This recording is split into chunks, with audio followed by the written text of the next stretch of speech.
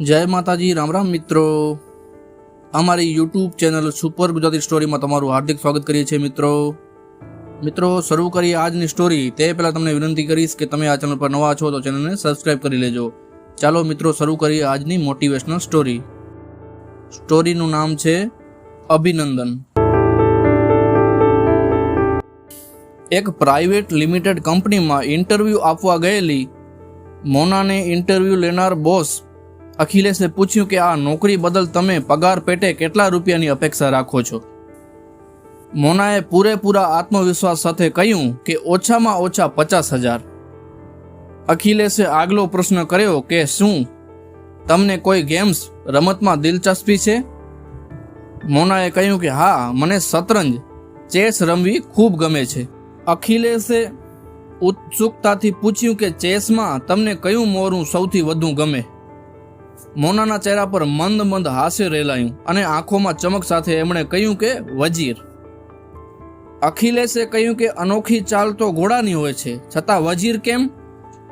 મોનાએ ગંભીરતા સાથે કહ્યું કે વજીરમાં હર એક મોરાની ખાસિયત હોય છે। એ ક્યારેક પાયદળની જેમ આગળ વધીને રાજાને બચાવે છે, ક્યારેક તીરછી ચાલ ચાલીને બધાને ચોંકાવી પણ દે છે, પણ એનું લક્ષ્ય માત્ર ઢાલ બનીને રાજાની રક્ષા કરવાનું જ હોય છે। અખિલેશને મોનાની વાત ગમી એટલે એમણે કહ્યું કે તો રાજા બાબતે તમારો શું અભિપ્રાય છે?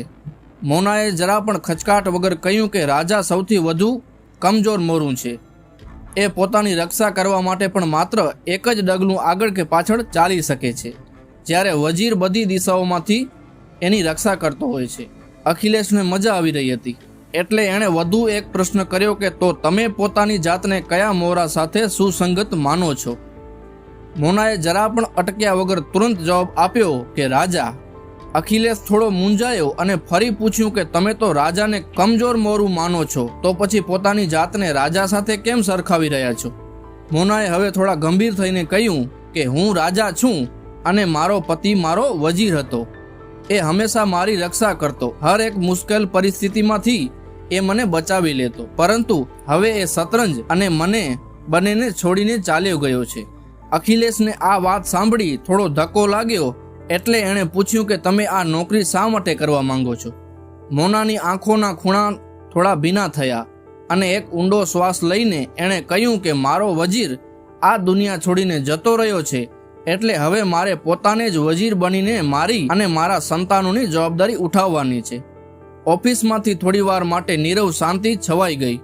અખિલેશે ઊભા થઈ મોનાને સેલ્યુટ કર્યું અને કહ્યું કે ખૂબ સરસ મોનાજી, આપ એક સશક્ત મહિલા છો, હું આપનાથી ખૂબ પ્રભાવિત થયો છું।